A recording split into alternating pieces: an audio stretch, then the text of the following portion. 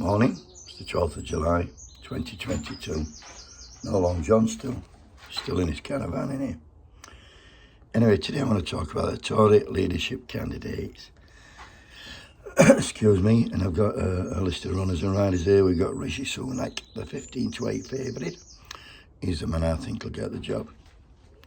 The only thing that can go against him is his black. Could you imagine him? First British Prime Minister black. Camerons would fucking hate it. So they've got Penny Mordaunt, 7 to 2. Liz Truss, 4 to 1. Tom Tugendhat, 9 to 1.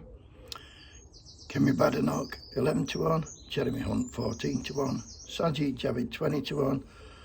Nadeem Zahawi, 25 to 1. And Suella Braverman, 25 to 1. They're at the top of the betting. And I don't want to talk about them individually. Wasting my time. We'll wait while it gets nadded down a bit before we go at that. But collectively, what a bunch of wankers. Much as I hate Boris Johnson, and I do hate him, he showed extreme loyalty to these fuckers. And 3 weeks after all giving a vote of confidence, they all walked off fucking job. Can you imagine if that were me? How ironic if some of those at the bottom walk off job, they condemn us for it, they walked off. Got severance pay, stopped in the official job of MP, win-win.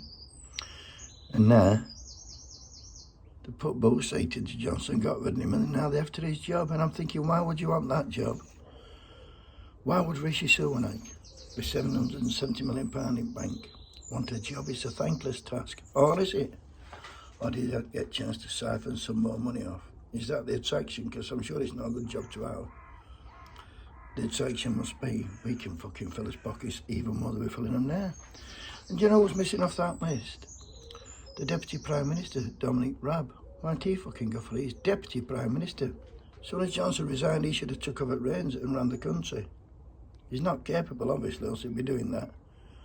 So we've got to wait till September 5th now to get a new Prime Minister who is going to be voted for by 160,000 people. That's a very, very small minority of this population. We don't get a say. Mad, innit? What else can I say about this lot? They all voted consistently with government. They voted to a man to starve children. They voted for a man to take £20 a week off people on universal credit, those who could least afford it in society. And I've been looking at child poverty, and in the last year 2021, we've got 3.9 million children living in poverty in this country. It's a fucking disgrace. 27% of all children live in poverty. 8 out of a class of 30 children are in poverty. 49% kids of lone parents are in poverty.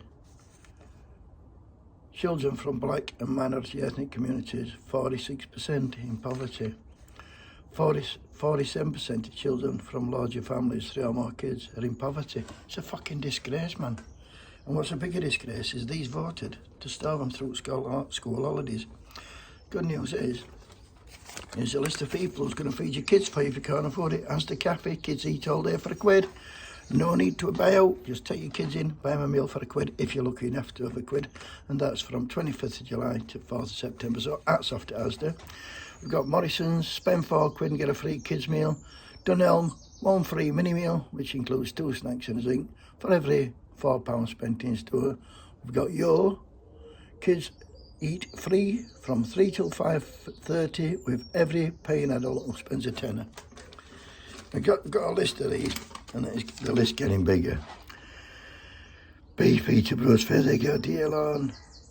Hungry Horse have got a deal on. IKEA have got a deal on. Bella Italia have got a deal on. Table have got a deal on. Dobby's have got a deal on. Cafe Rouge have got a deal on. So these are all feeding kids. That's the fucking government's job. And all these people, these Tory candidates going for PM, they all voted to starve your kids. What the fucking hell? The world's gone bastard. Man, I can't believe I'm stood here in 2022 talking about hungry kids. And do you know what? It's baking out here. 6 months' time, there'll be fucking old folks freezing to death in the home. There'll be people can't afford to put the fucking heating on. There'll be pensioners can't afford to put the heating on. There'll be families fucking freezing. the fuel's going up. The energy price are going up again in September and then again in fucking January. Do you know what? These ain't going to be struggling at all because these are shoveling all our money into their pockets. And you know what? We're just fucking letting them. So who can blame them? Anyway, have a great day.